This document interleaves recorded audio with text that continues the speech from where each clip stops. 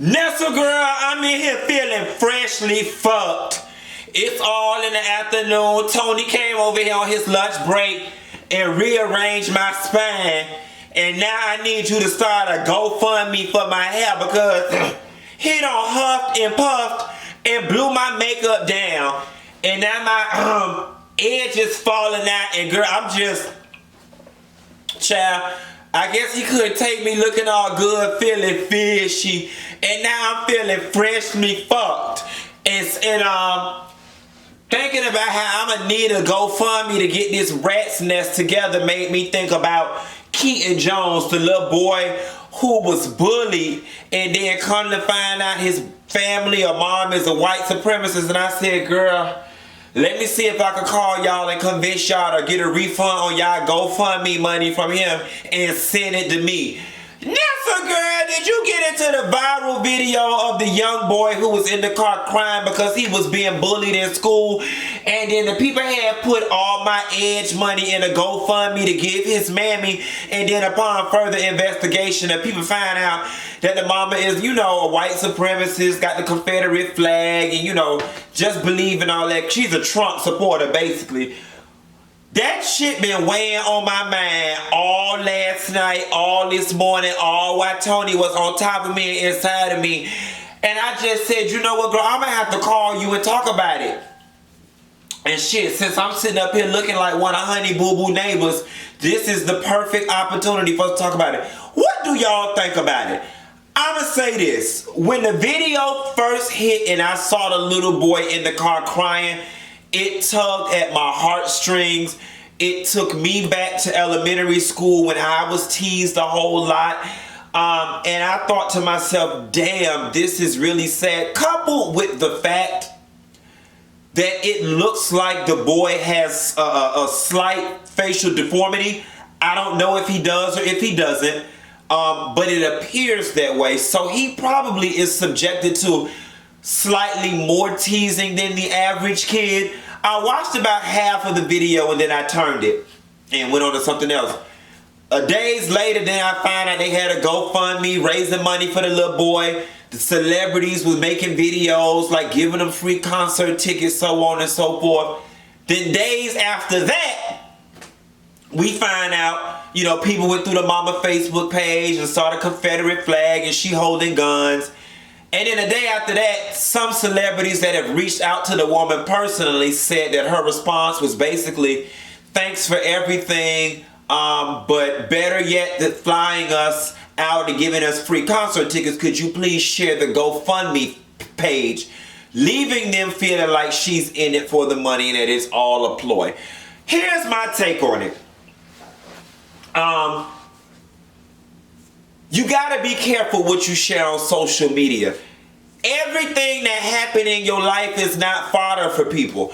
Everything that happened with your kids shouldn't be reported and posted, because here's a situation where you put what really, in my opinion, should have been a private moment on the internet between a mother and a son, and it's backfired on your ass. And the reason it backfired on the bitch is because somewhere along the way, her intentions became ill.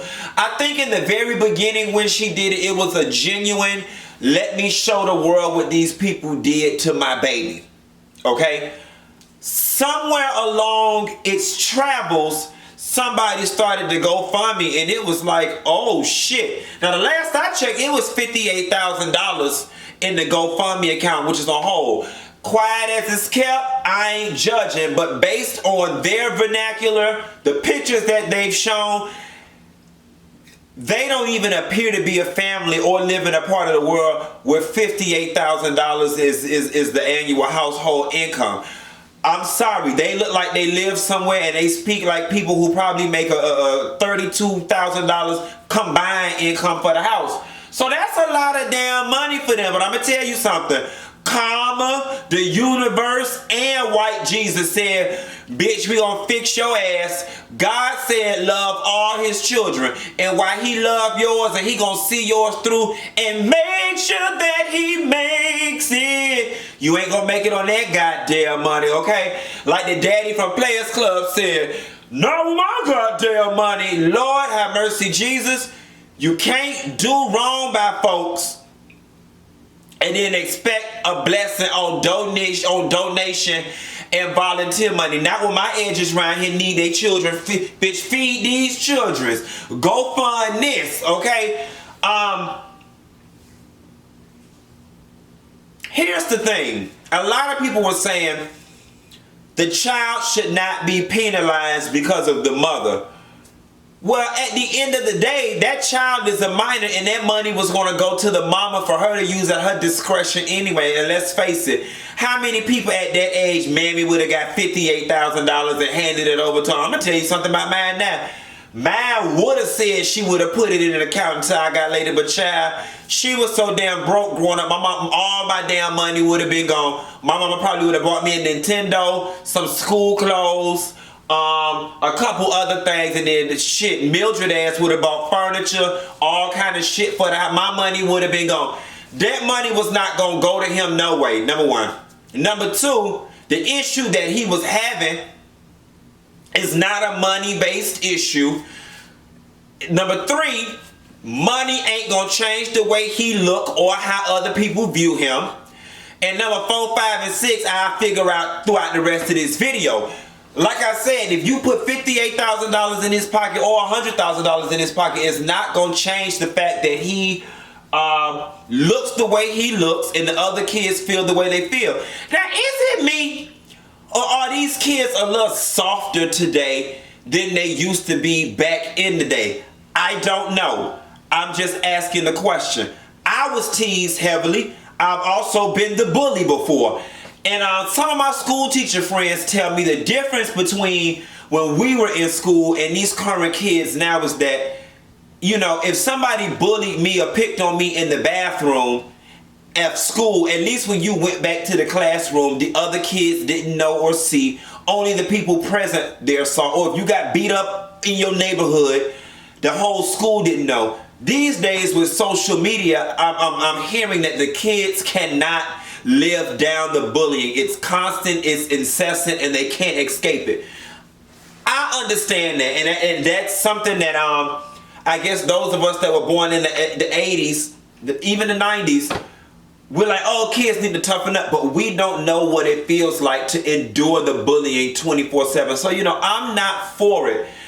Now, the same pain your child feel when he's being picked on is the same pain others feel when they see the Confederate flag, you holding up the gun and doing other physical gestures that inflict pain on people. So, you know, the funny thing about it is I think this whole debacle is more a learning lesson for the mother and less to do with the child. How do I feel at the very end of the day? At the end of the day, I do not think a child should ever pay for the sins of their parent. However, I really have no opinion about if GoFundMe should release the money or not. Like I said, I don't think the problem that the little boy is having is financial in nature, so I really don't give a shit if he get the money one way or another. If he does, great. But I don't feel no kind of way that they ain't giving it to his ass. And what I don't want to happen is for this one instance to create a wave on social media where now every time your child having a difficulty in life, that people run into Facebook in an effort to garner sympathy. And quiet as it's kept, now that I thought about it, now that my thoughts are coming back to me, the reason why you need to keep these kind of things private between the parents and the children, you really just made your son's situation worse. You made him a national spectacle.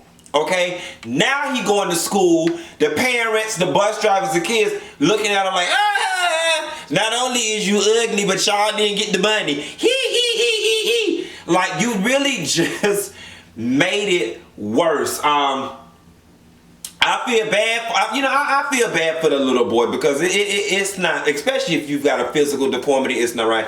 But anyway, girl, let's move into something. He met Mama London in old New Orleans.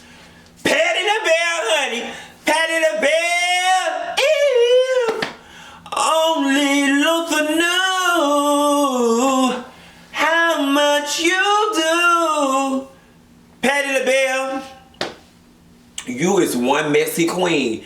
Honey, the girls is getting Miss Patti. Say her name. Patti, Patti. together because she done went down to Watch What Happens Live and told all Miss Luther business. No, God, Patti, listen, one quote that I live by is what's understood needs no understanding.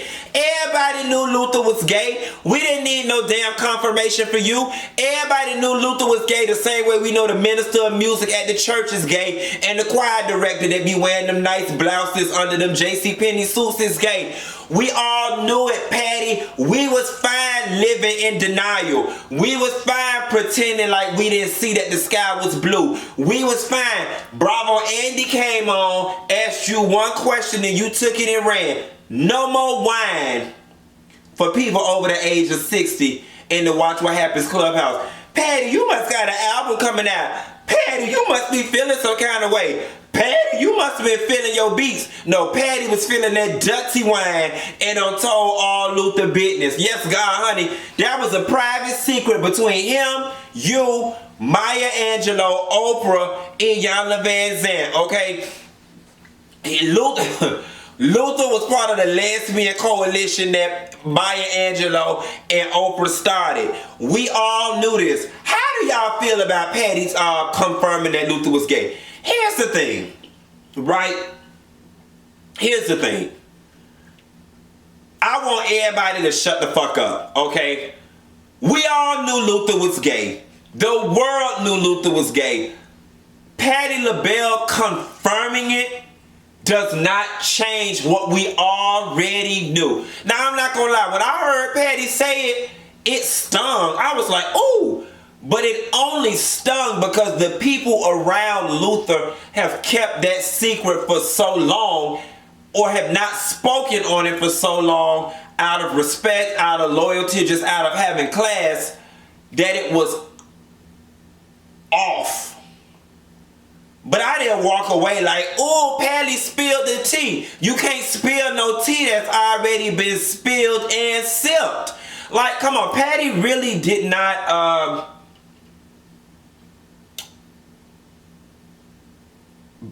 break bonds or defy Luther's loyalty. I'm going to tell you something. I know people who are gay and in the closet who have very religious families. I think with Luther, it was an unspoken... I don't think Luther hid the fact that he was gay. I think Luther had that Queen Latifah thing going on. I'm not hiding. I just talk about it. People know. You know what I'm saying? People know. I go to the parties. I talk about it with my friends. People know. It's just not something I talk about in the public. And here's the thing. Luther had a legion of female followers. He sang love songs. For real, y'all, in the 80s and the 90s, had somebody came out, somebody that was shit. Y'all done fucked and hunched and slept with y'all neighbors' husbands and cheated on y'all mans to Luther. If y'all really felt in y'all heart of hearts that he was singing to a damn another man, his success wouldn't have been as great as it was. I don't give a damn how good his voice was. I think Patti was feeling her wine and just had loose lips. I also think Patti did not mind doing it because Patti knew the reason that Luther probably stayed so tight-lipped about it, aside from the fact that he had a fan base and the record label probably wanted him to, because his mother was an evangelist, and that's how those, you know, religious folks be. I'm going to tell you something. When my grandma was super religious, and I'm not going to lie to you, for a long time, I felt the downward pressure to kind of keep that on the wraps until my grandma passed away, because it would just break her heart and it just go against everything she about. So I somewhat understand it. And I think since Luther mammy dead and she did anything to dance with his father, and that's what she up there in heaven doing, Patti was like, shit, bitch, I mean, we having casual conversation. My edges is casually itching the middle of my scalp. And I'm just gonna tell it. Not Patti edges, my edges. Tony don't rearrange my scalp. Damn. Shit. You know a nigga don't put it on you if he rearrange your scalp. Don't shook it loose from my skull. Anyway, Nessa girl, say my name. Patti, Patti. My name is Love. Oh girl, I'm finna get in. Make love in this club. In this club. I'll call you later, girl.